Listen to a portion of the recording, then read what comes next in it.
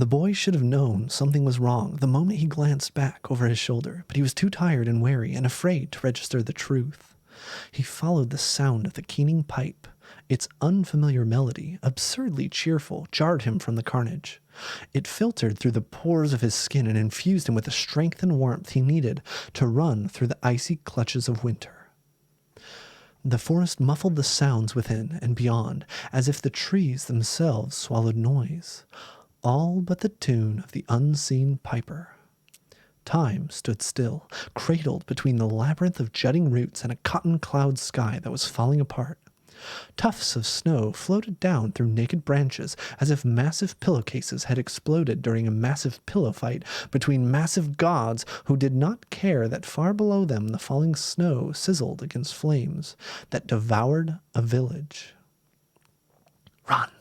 his mother had rasped, pushing him through the back door of their home, the door that led to the chickens and pigs, and he'd run until he'd fallen, slipping in the snow and the refuse of the squealing animals, his vision fractured by his tears.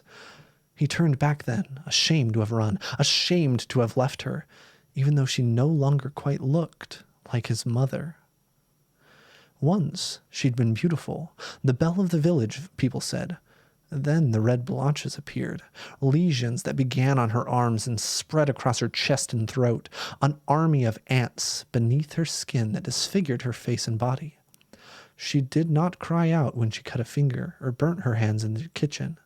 Her once lush hair fell from her scalp like shorn wheat, littering the floor in clumps. Yet her eyes were always his mother's eyes, calm and blue and cool, like a damp cloth against a fevered brow, radiating such love that he felt she embraced him, even when she avoided touching him. She was all he had left, the only person who cared enough to weep and caress his face when lesions spread across his own back and grew thick like the pedicles of a second spine. When he crept back into the house, keeping to the shadows, the boy found nothing left of his mother but a dark stain on the floorboards that streaked from the kitchen to the bedroom. A man appeared in that doorway, his body and face sheathed in fabrics and spells that would not let the infection touch him, gripping a sword that wept red tears from its edge. The boy hid until the man turned away, then sprinted back out into the night. He ran through the streets, dodging the hooves of horses and the torched firewood that the yelling soldiers threw his way.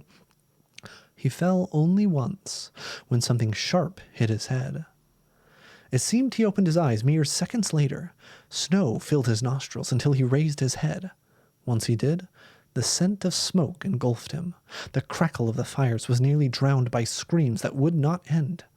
He scrambled to his feet, the snow beneath him stained crimson as if with wine, and stumbled away from the slaughter and toward the trees.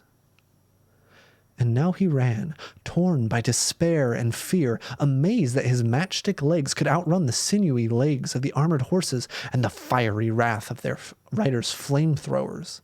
He wished he could have lifted the axe that had been his father's, with its handle longer than his arm, and swung it into the chest of anyone who dared approach his mother. He wished he had not left her when she pushed him out of their home. He wished he had not seen her blood upon the floor. He wished someone would have come to the village to cure instead of eradicate. The soldiers echoed with the shrieks of the women who fought and pled and bled as gloved soldiers dragged them through the streets and pushed them into burning homes, of men as their hands, along with the pitchforks or knives they held in them, were severed by swords whetted on the bones of prior villagers, of children who collapsed when those who chased them flung torches at their backs. And above all this, the haunting croon of a pipe, promising all that a hurt little boy could desire, and so to that piping this little boy fled. The more he ran, the more he felt strong. When he could no longer hear the screams and the flames, the boy realized what the song said, even though there were no words.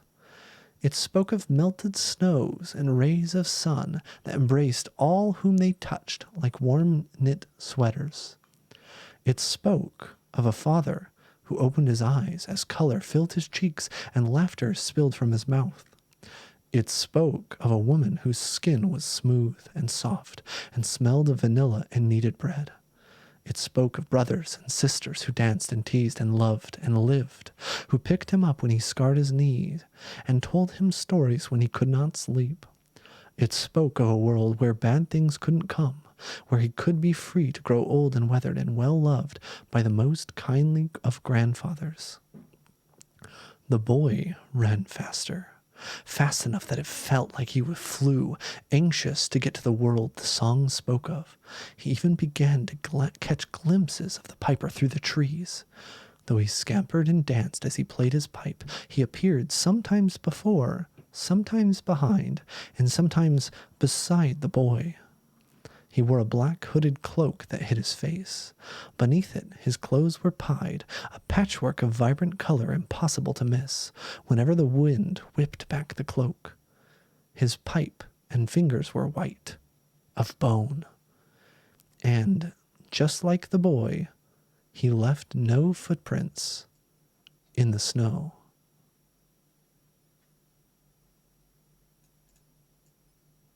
I don't get it.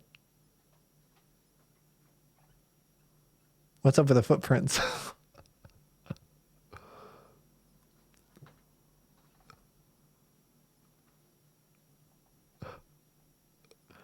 Huh. I guess he's dead.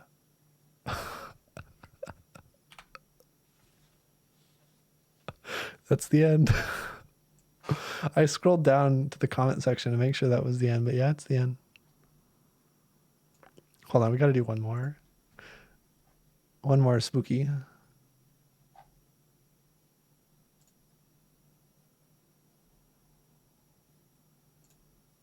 This is under the horror genre. Actually, hold on, we're gonna go back.